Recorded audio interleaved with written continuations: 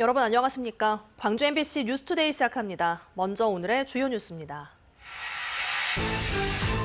정부의 재생에너지 규제 정책이 시행된 가운데 지금이라도 남는 재생에너지를 어떻게 처리할지 대책을 세우고 계획을 마련하는 일이 필요합니다. 광주시가 국회를 찾아 광주의 날 행사를 열고 있습니다. 지역 현안 해결과 예산 확보를 위해 광주를 도와줄 우군을 확보하겠다는 전략입니다. 기아 타이거즈가 정규 시즌 우승 문턱에 한 걸음 더 다가갔습니다. 이번 주 LG와 한화, 키움을 상대로 정규리그 우승을 향해 승수 쌓기에 나섭니다. 보수적인 서술로 논란이 되고 있는 한 출판사의 고등학교 한국사 교과서가 제주 4.3에서 제주도민들을 반란군으로 표현해 지역사회가 반발하고 있습니다.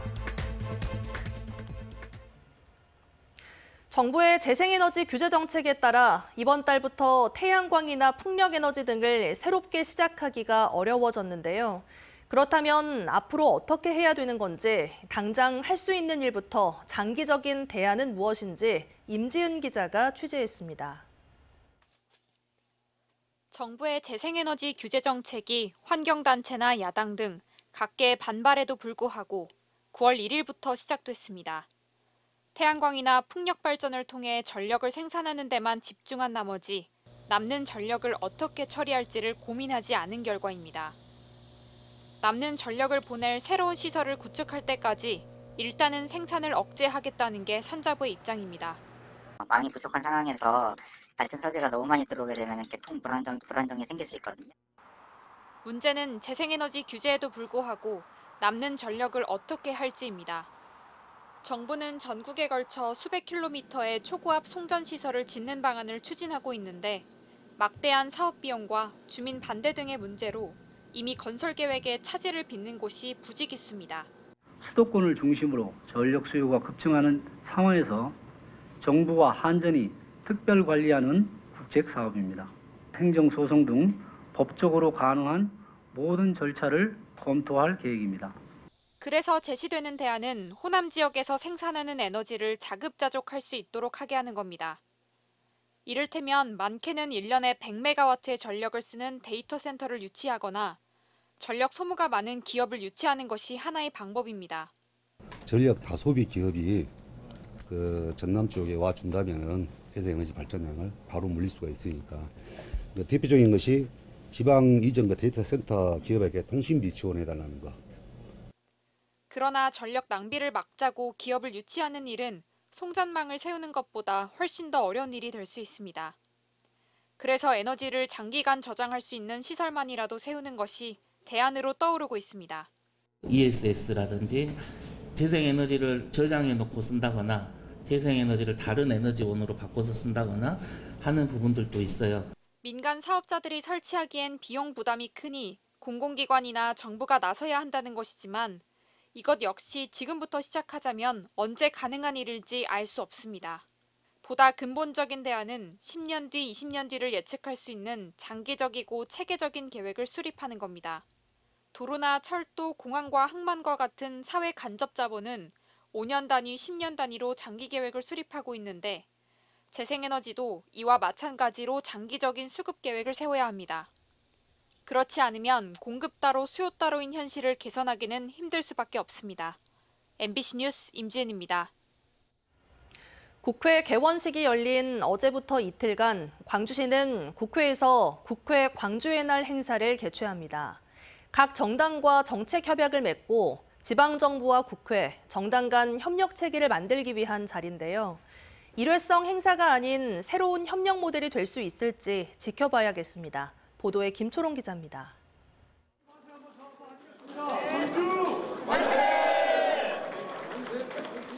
광주시와 지역구 국회의원 등이 한자리에 모였습니다. 광주시가 1박 2일 일정으로 국회에서 개최하게 된 국회 광주의 날 행사입니다. 지방정부와 국회, 정당 간 새로운 협업 체계를 만들기 위한 자리입니다. 광주의 좋은 정책을 국회에 알리고 또 국회의 힘을 빌려서 광주 발전을 이끌고자 하는 것이 우리의 의도입니다. 먼저 광주시는 각 정당의 기조와 맞는 구체적 정책을 담아 협약을 맺었습니다. 이재명 더불어민주당 대표는 기본소득과 에너지 분권 등의 협력을, 조국혁신당 대표는 주거권 등 선진권 정책을 위한 협력을 약속했습니다. 민주당의 핵심 정책들이 광주광역시에서 활짝 꼽힐 수 있도록 선도적 역할을 할 수 있도록 기대합니다. 국민의힘은 한동훈 대표 대신 김상훈 정책위의장이 참여해 탄소 배출 감축을 위한 기후테크 등에 협력하기로 했습니다. 여당에서 재정적으로 또 정책적으로 입법적으로 많이 보조를 맞추고 도와줘야 될 일이 많겠다 이런. 또 광주시는 지역구 국회의원이 포함되지 않은 국회 상임위원회에서 팀 광주 국회의원으로 6명을 위촉했습니다. 여기에는 광주 군공항 이전 문제 등을 해결하기 위한 국방위 소속 의원 3명 등이 포함됩니다. 이 밖에 지역 돌봄 통합 지원 등 지역 현안에 대한 정책 토론회도 함께 열렸습니다. 이틀차 일정은 군공항 이전 토론회와 캐스퍼 전기차 판로 확보를 위한 탑승식 등으로 채워집니다. 내년 지방자치 30주년을 앞두고 광주시의 이 같은 실험적인 시도가 지방정부와 정치권의 새로운 협력 모델이 되기 위해선 지속적으로 협약이 이행되는지를 점검하고 소통하는 것이 뒷받침돼야겠습니다. MBC 뉴스 김초롱입니다. 전남 동부청사 개청 이후 지역민들은 각종 민원 처리 시간이 크게 단축된 점을 높게 평가하고 있습니다. 개청 1년을 맞은 동부청사의 지역민들이 바라는 점은 무엇인지 유민호 기자가 들어봤습니다.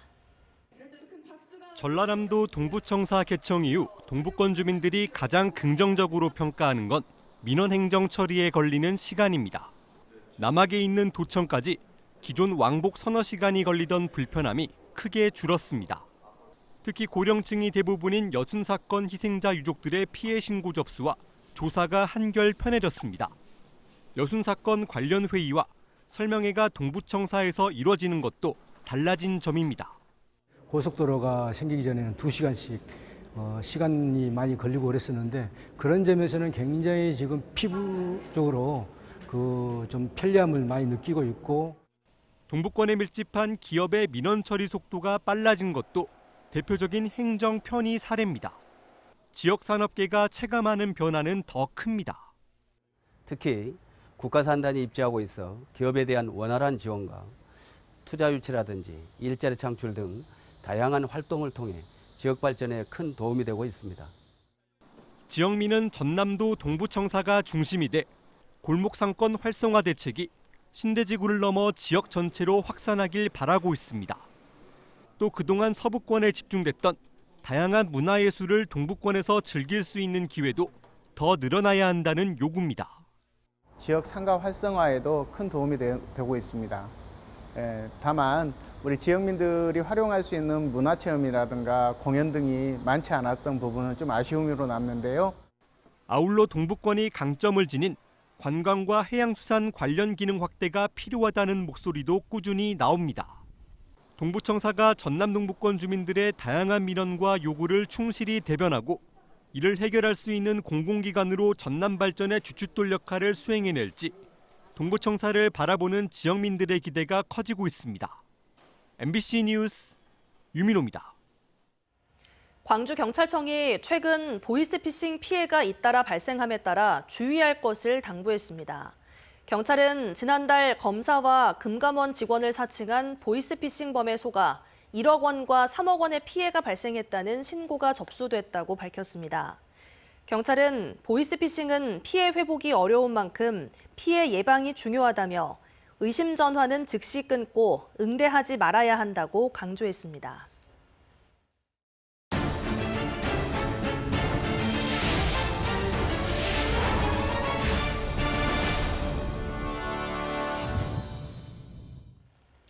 인구 감소와 소멸 위기 속에서도 지역의 원도심을 찾는 이들이 있습니다. 여행이나 한 달 상기 등을 통해 방문했다가 정착하고 있는 건데요. 오늘은 원도심 활성화를 위해 생활 인구에 주목해야 하는 이유는 무엇인지 허연주 아나운서가 취재했습니다. 지민 씨는 5년 전 외국 유학 생활을 접고 목포에 새 둥지를 틀었습니다. 서울을 떠나 목포 원도심을 택한 건 무엇보다 지역이 주는 포근하고 편안한 분위기 때문이었습니다. 호스텔을 열어 생활하면서 주민자치위원회 활동에도 적극 참여하고 있습니다.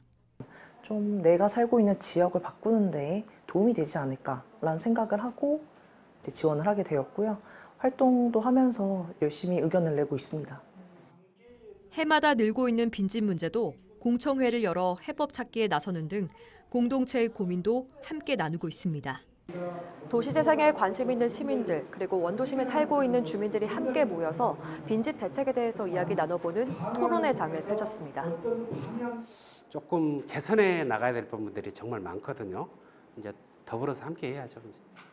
도시재생 사업이 마무리된 목원동에 정착한 인구는 지난 6년간 2,797세대.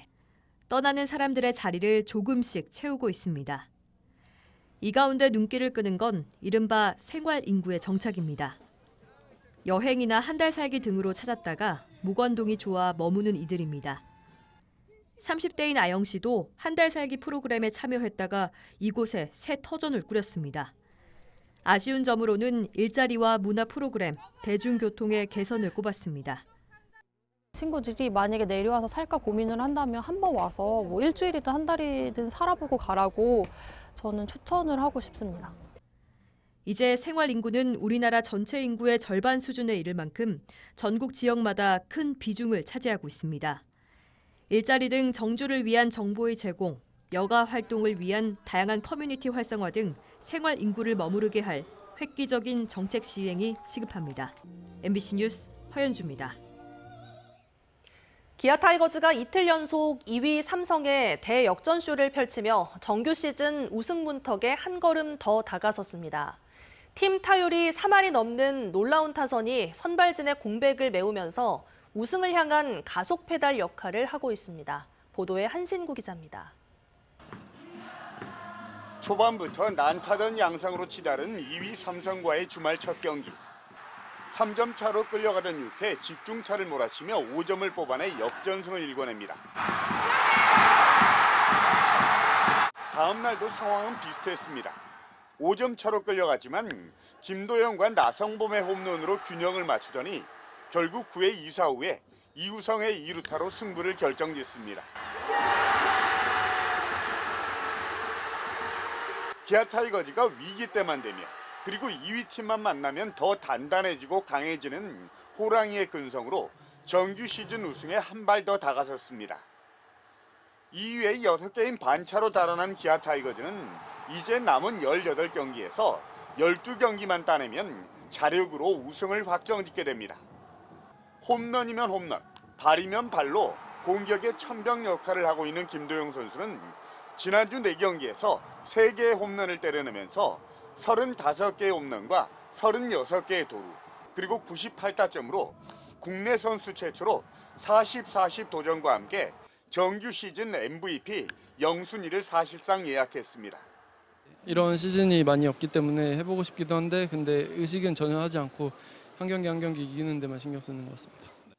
부상에서 복귀한 최용우 선수는 지난 주말 홈런을 포함해 5타점 경기로 KBO 최고령 100타점 신기록을 달성했고 이틀 연속 뒷문을 걸어잠근 정혜영 선수는 오승환을 제치고 세이브 단독 선두로 올라서면서 타이거즈 선수는 1998년 임창용 이후에 26년 만에 구원왕 타이틀을 노리고 있습니다. 반타작 승리만 해도 한국 시리즈 직행에 유리한 고지를 점령한 기아 타이거즈는 이번 주에 3할이 넘는 압도적인 팀 타율을 무기로 LG와 한화, 키움을 상대로 시즌 우승을 향한 가속 페달을 밟습니다. MBC 뉴스 한신구입니다. 김영록 전남지사가 지속되는 쌀값 하락 문제 정상화를 위한 특단의 대책을 정부와 민주당 지도부에 요구했습니다. 김 지사는 대정부 건의문을 통해 재고 대란 속에 쌀값이 하락세를 멈추지 못하는 것은 쌀 수급 정책의 기본 자료인 쌀 관측 통계 오류와 정부의 소극적인 시장 격리 조치가 원인이라고 지적했습니다. 또 수확기 이전에 23년산 재고 물량을 추가 시장 격리할 것을 촉구하는 한편 쌀 수급 예측 통계를 현실적으로 개선하고 수입쌀을 전량 사료용으로 전환하는 등 근본적인 대책을 마련해 줄 것을 건의했습니다. 한국전력이 내년부터 3년간 고졸 인재를 200명 채용하기로 했습니다. 이는 최근 3년간 고졸 채용 비중 대비 최대 4배 확대된 규모로 한전 고졸 채용자는 대졸 입사자와 동일한 직급과 직무를 부여받습니다. 한전은 또 올 하반기부터 고졸 체험형 인턴제를 실시해 우수 인턴에게 공채 필기 전형 가점을 부여하는 등 고졸 인재 육성 계획도 발표했습니다.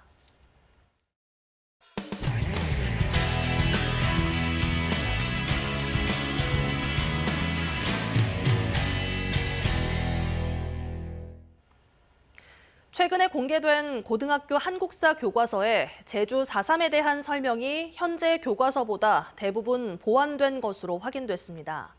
하지만 논란이 되고 있는 한국학력평가원 교과서는 군경의 강경 진압에 저항한 무장대와 제주도민들을 반란군으로 표현해 교육청이 수정을 요청하기로 했습니다. 제주문화방송 김항섭 기자입니다.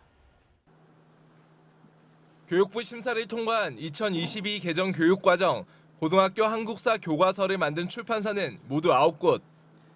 이 가운데 8곳은 2015 개정 교육과정 고등학교 한국사 교과서를 만들었고 한 곳은 새롭게 참여했습니다. 동아출판과 천재교육 등 5개 출판사는 4.3 집필 기준에 따라 제주 4.3의 정의와 진압 시기, 주체, 봉기 세력 등에 대한 내용을 보완했습니다. 특히 이 가운데 4.3 특별법과 배보상, 군법회의 무죄 판결 등의 내용까지 포함된 곳도 있습니다.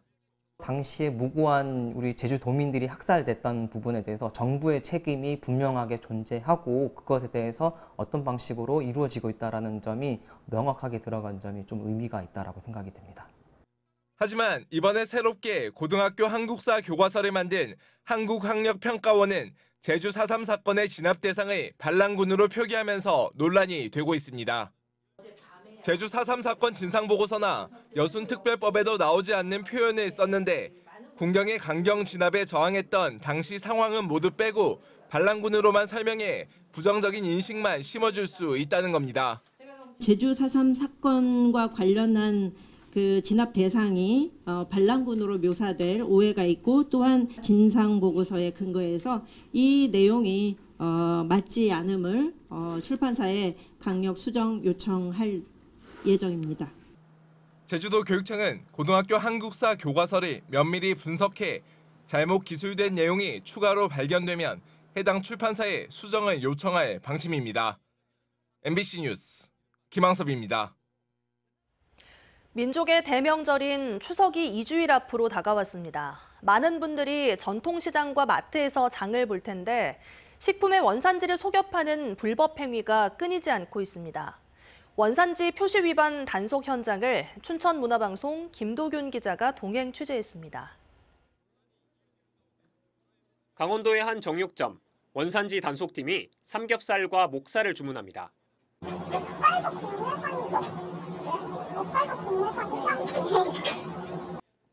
고기를 받고 나와 인근 주차장에서 원산지 검사를 해봤습니다. 국내산 돼지고기면 항생제 성분 때문에 검사 키트에 2줄이 나와야 하지만 검사 결과 한 줄만 선명합니다. 국산 돼지고기보다 절반이나 싼 수입산을 속여 판 겁니다.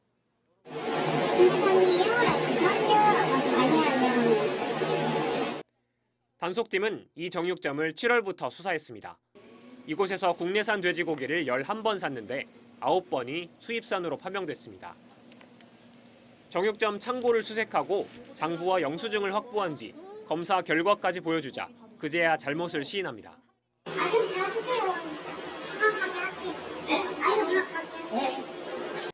국립농산물품질관리원은 이 정육점이 챙긴 부당이득이 얼마나 되는지 수사한 뒤 업주를 검찰에 송치할 예정입니다.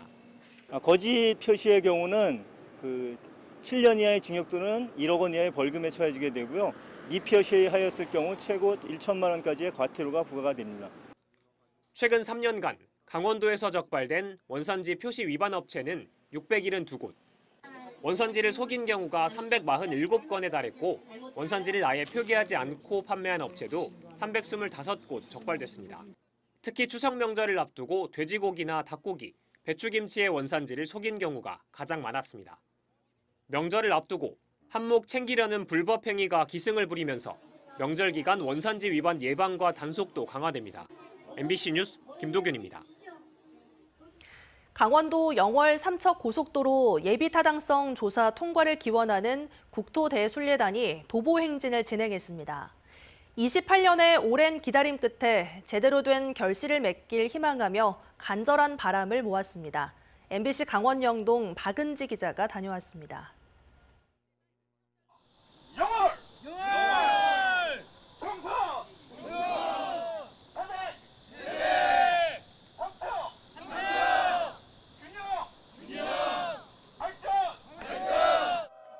동서 육축 고속도로 미완료 구간이 하나씩 연결되고 상상의 날개를 단 유니콘이 질주합니다.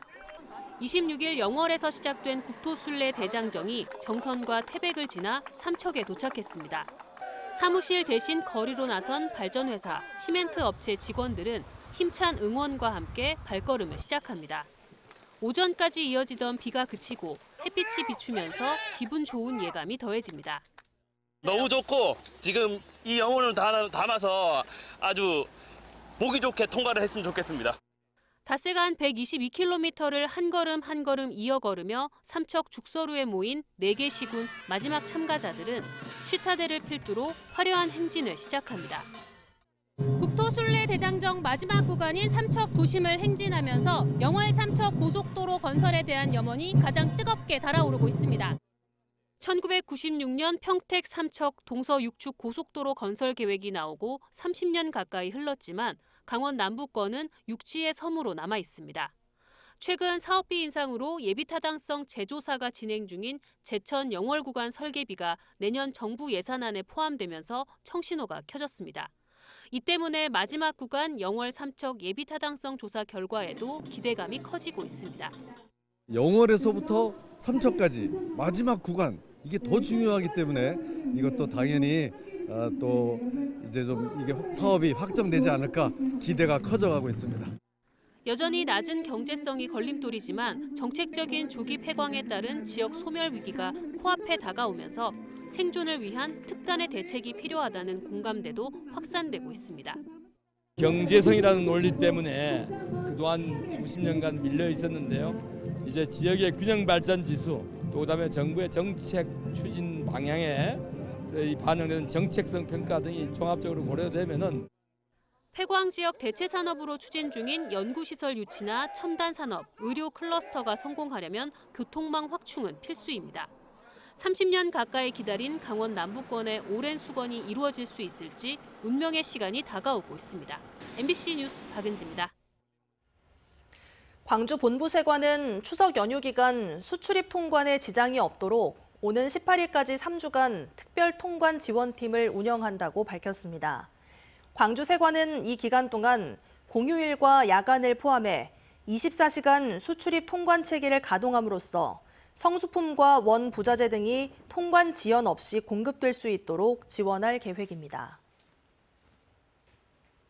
제60회를 맞는 전국 기능경기대회가 광주에서 열립니다. 한국산업인력공단 광주지역본부는 최근 경북 구미에서 열린 제59회 전국기능경기대회 폐회식에서 차기 개최지인 광주시가 대회기를 전달받았다며 내년 9월 광주에서 제60회 경기가 열린다고 밝혔습니다. 올해 광주시는 모바일 로보틱스와 클라우딩 컴퓨팅 종목 등에서 금메달 3개 등 38명이 입상했습니다.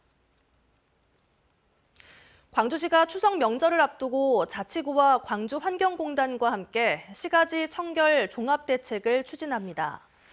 광주시는 오늘부터 유동인구가 많은 다중이용시설과 청소 취약지역을 중심으로 자치구 공무원 등 1,800명이 참여하는 대청소를 실시한다고 밝혔습니다. 또 추석 연휴 기간에는 14일부터 16일까지 정상적으로 생활 폐기물을 수거하고 추석 당일인 17일과 18일은 수거하지 않는다고 설명했습니다. 이상으로 뉴스 마칩니다. 함께해 주신 여러분 고맙습니다. 언제 어디서나 내 손 안의 뉴스. 광주 MBC 뉴스 유튜브 구독으로 함께하세요.